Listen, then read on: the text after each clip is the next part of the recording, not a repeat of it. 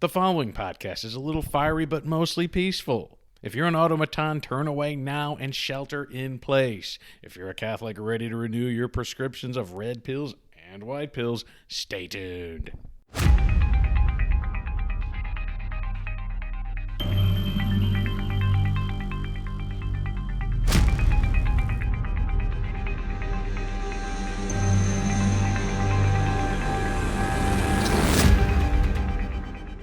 Hello and welcome to Catholics Aren't Zombies. I'm your host, Chris Munir.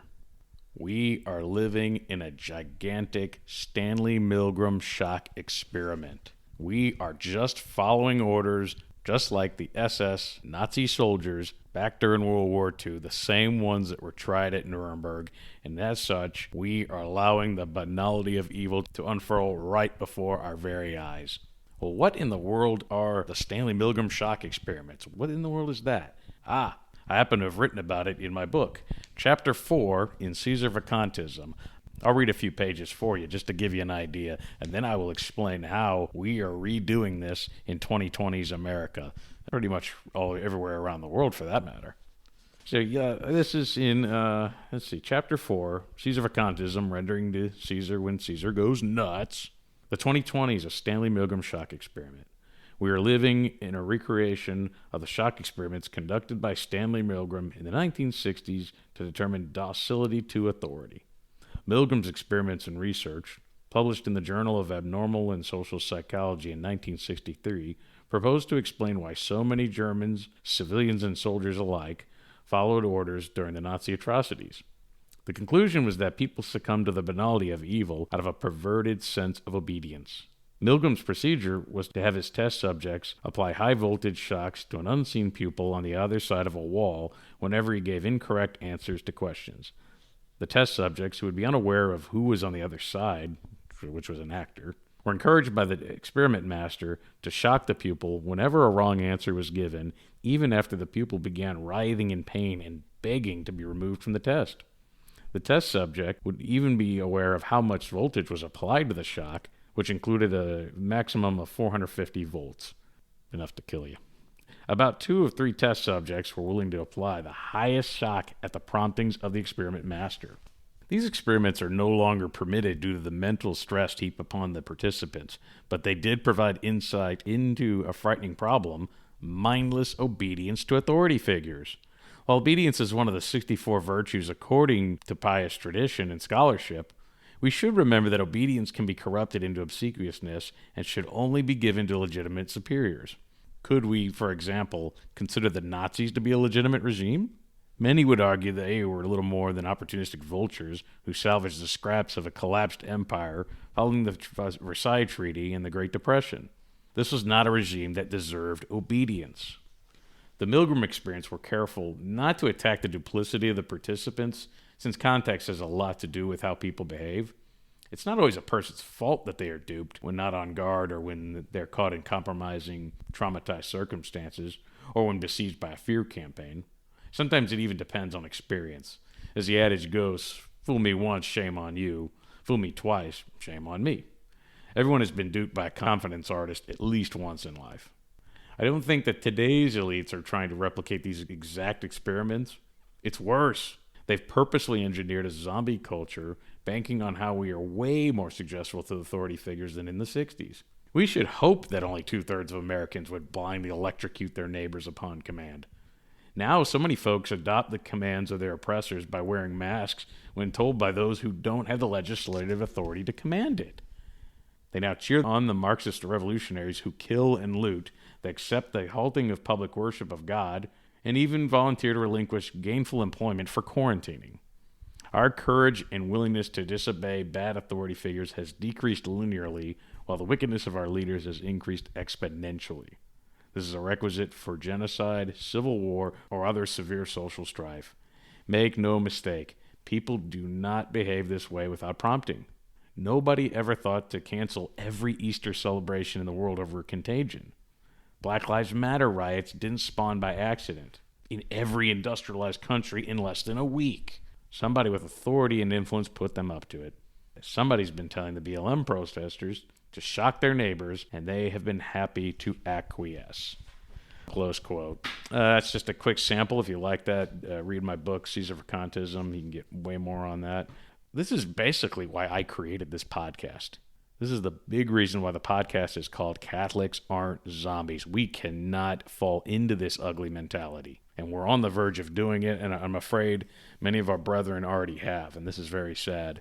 Catholics are zombies if they just follow orders. So if you want to not be one, by extension, you got to stop following orders when you get it from, the local Pol Pot authority.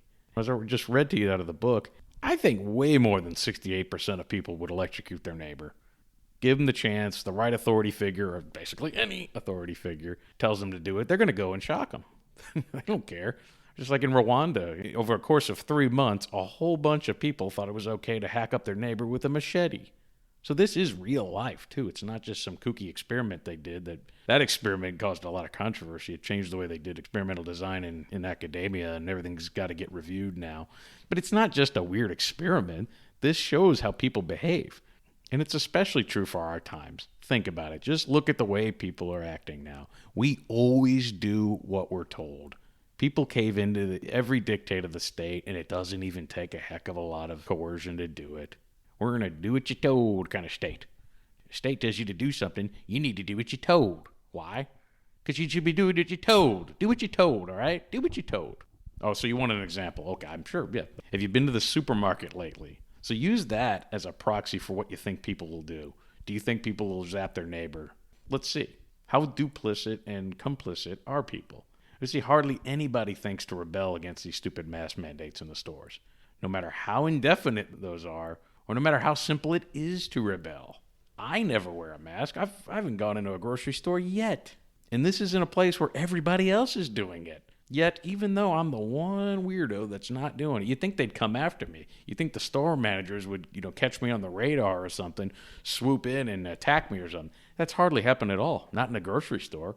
There's been a couple of places. I got kicked out of a bowling alley. Oh, well, I can't bowl. Yeah, I got kicked out of a bar, one of them. They're kind of up in arms, and that doesn't really surprise me. Any other place I've gone, there's been any number of restaurants, other bars. I'm just fine.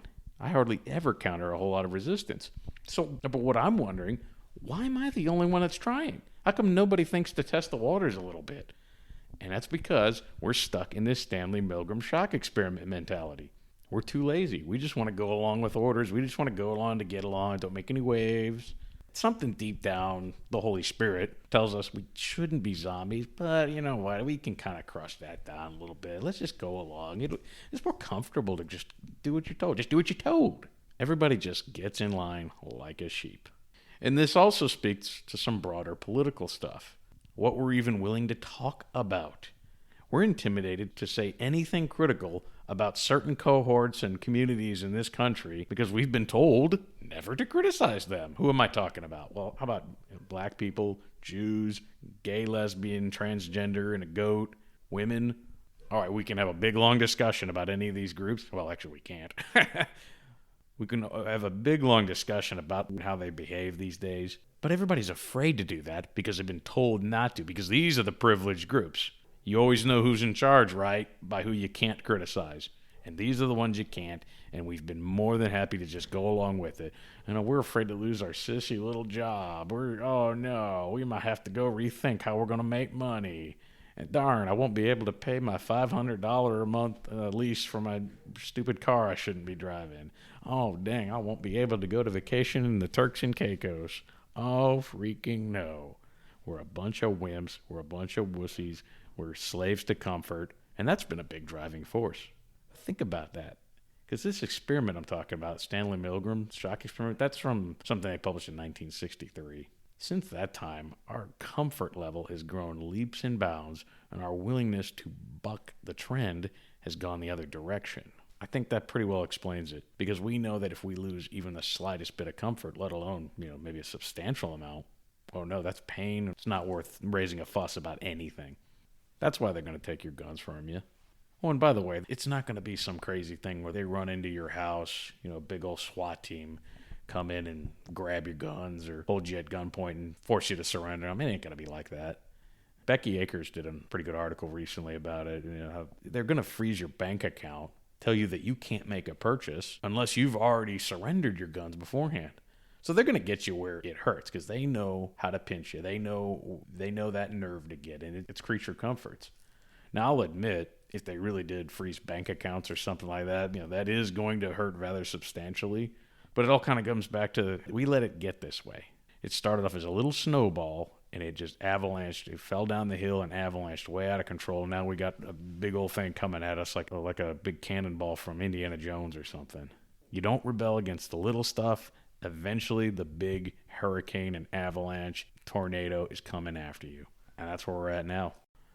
Now these elites who realize they don't even have to press us that hard or threaten a whole lot of violence to get us, they're going to be emboldened to do all kinds of crazy stuff, all kinds of evil. Now, what I've said so far has to do with an excess of obedience.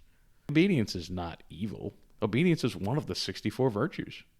But obedience, like everything else, if you pay any attention to the way Aristotle frames things, it's meant to be part of a golden mean in between disobedience and obsequiousness. There's the deficiency side and there's the excess side. We want to get right in the middle and get obedience right. That's what we're called to do as Catholics. We're not doing that right now. We're nuts. Nobody's disobedient, but we sure as the heck don't get obedience right. We're way off on the obsequious side, on the sycophantic side. Here's the thing, guys. We don't have to do everything we're told. Not every law is a just one, and therefore does not have to be complied with. Aquinas reminds us that laws and orders must satisfy 4 categories.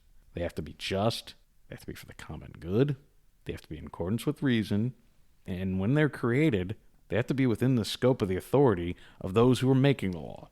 If you don't satisfy one of those, goodbye law, hasta lasagna. But here we are, we're following face panties mandates that aren't even laws, they're just executive orders. Everything's an executive order now. Nobody has a clue what the heck the purview of executive orders really are any longer. Who cares? Tyranny, let's just do that. Do what you're told. Zombie. So what are we to do then? Well, there's quite a few things. It may be too late. I don't know. Get on your knees and pray. That's the first thing you're going to do. Take the red pill, but don't stop there. Take the red pill, get out of Plato's cave, stop zombieing along with everything that you see on CNN or even some of the stuff you see from your mainstream right-of-center normie friends on Facebook. You just can't buy into everything these days, and there's way too many turncoats out there. There's way too many people that are going to lead you down a social and political sewer. Take the red pill.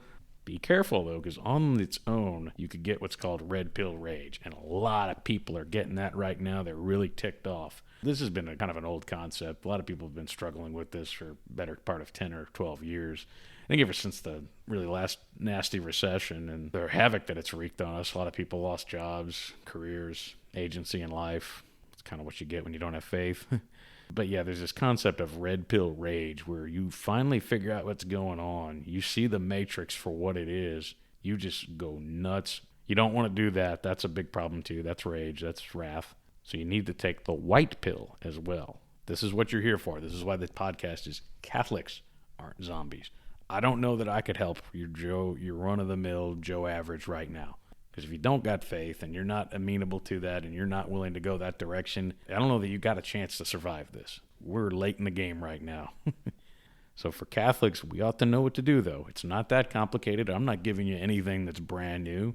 I'm not giving you anything that hasn't been postulated and replicated over and over again from the saints, from great preachers. You better crack open the Bible. You better crack open your catechism. Start listening to online sermons. Start reading sermons from the saints. In other words, get yourself fully catechized and learn everything about the faith and really learn to absorb it. You're going to have to cling to the faith. This is your only chance. Studiosity is going to have to be the virtue that gets you out of this. If for no other reason, then you're going to have to be able to cooperate with the grace to pull yourself away from the Stanley Milgram Shock Experiment and those experiment masters. This is the only antidote the way I look at it. Read the Bible, read sermons, books by the saints, listen to Catholic podcasts, not just this one. Go listen to the Taylor Marshalls, the Tim Gordons, the Patrick Coffins. Keep yourself sane. If you lock yourself in your mom's basement or something like that, you're going to go nuts. And that's just as bad as the red pill rage right there, guys. Don't let your faith rot on the vine. If you do that, the zombies will eat you. You know what happens when the zombies eat you? You become one of them. Don't let that happen to you. Don't let yourself fall back into Plato's cave. Thank you for listening to Catholics Aren't Zombies. I hope you enjoyed it. Check out my blog as well. I have a writing aspect of this media empire as well. Not only do I have the book that I read to you earlier, but I do blogging on ditchthestate.loveholychurch.com. And other than that, keep your wits about you guys. You're going to need them. Good luck. God bless. Deus Volt. Bye-bye.